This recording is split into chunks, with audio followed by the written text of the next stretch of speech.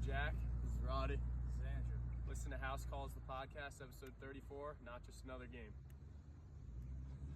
Here in Sherwood really helped me in college and winning 2 national championships. And in particular, I think about the Corn Roast lacrosse game where the best of the best would play every summer right before the Corn Roast. And it was full of generations playing each other. And I think the highlight for me was watching my kids play in the game along with their cousins and playing some of the old timers, and the competition was fierce.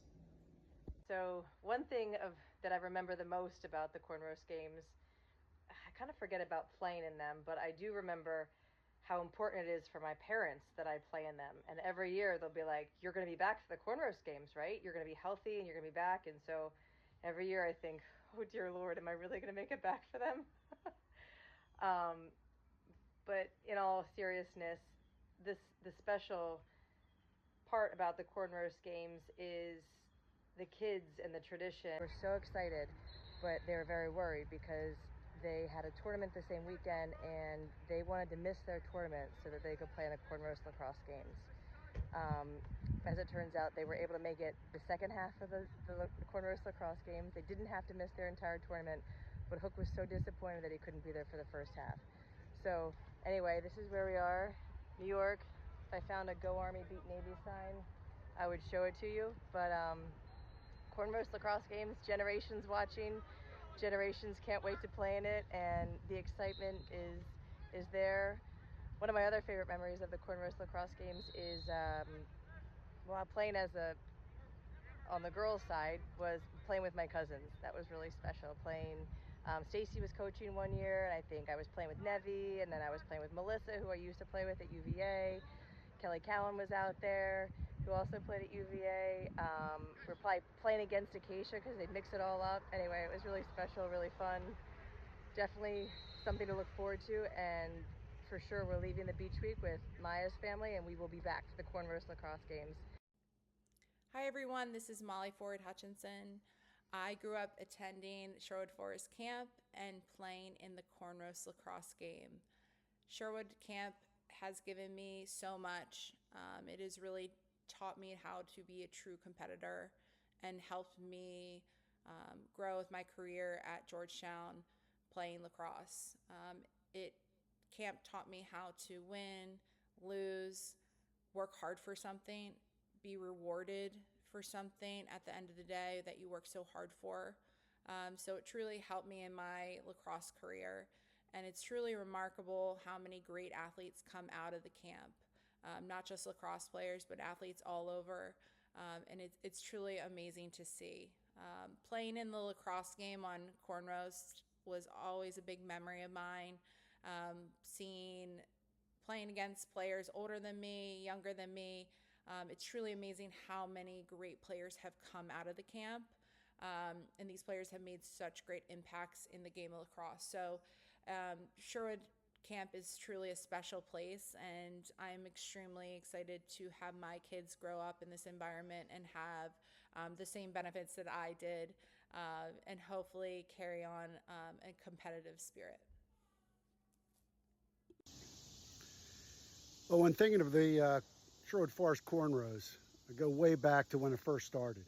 It was sort of a challenge from the younger generation to a group of older generation that had played in the Anne Arundel Community College or Anne Arundel Heroes Lacrosse League and won it. And it was probably about 35 Sherwood Forest married lacrosse players.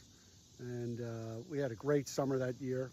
And around Corn Roast, I guess one of the younger generations came up and said, Dad, my guys could probably whip you guys out on the soccer field if we threw a couple lacrosse goals up.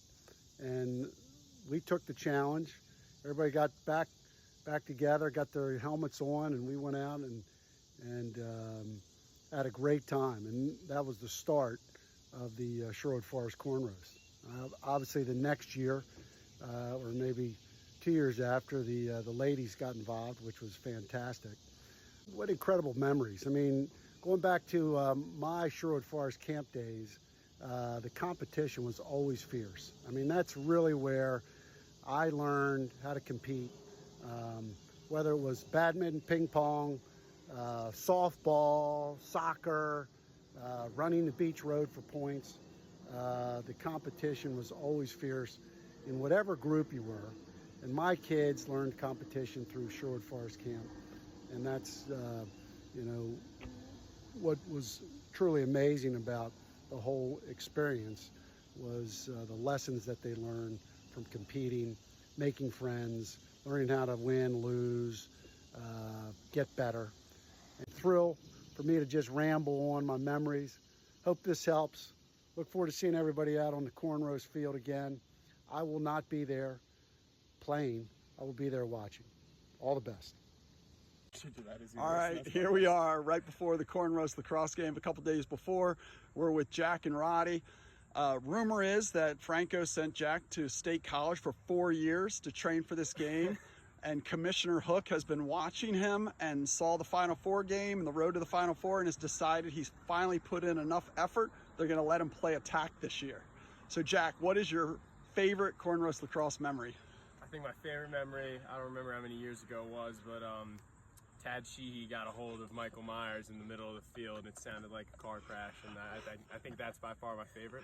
I will try to dub out the names for HIPAA violation.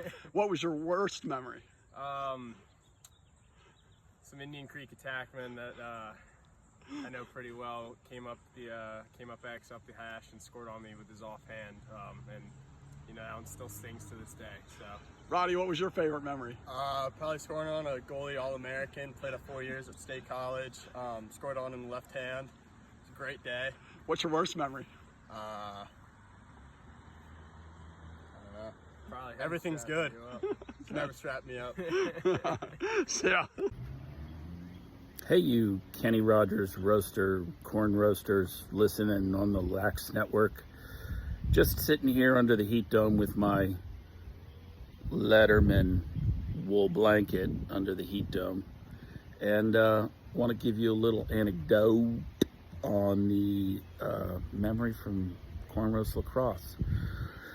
En route to the game, maybe 15 minutes prior to face-off, I was assaulted by a series of insects, bees, and they were buzzing, so much so that my, I don't know, 12-year-old, 13-year-old stepdaughter Lexi decided to disrobe because they were crawling up her brassiere. So that's my memory. Not really lacrosse related, but I ended up playing right after the incident. It was all scratched up because I was on a golf cart that went over the ravine next to the playground. It's a big part of the story, but we're only talking about lacrosse. So the moral of the story is you soldier on. You put the wool blanket on in the warm 100 feels like 105 heat dome up here in Westchester, New York. And you just grind. You get down on 95 South, you put the helmet on, you strap it on, and you face off.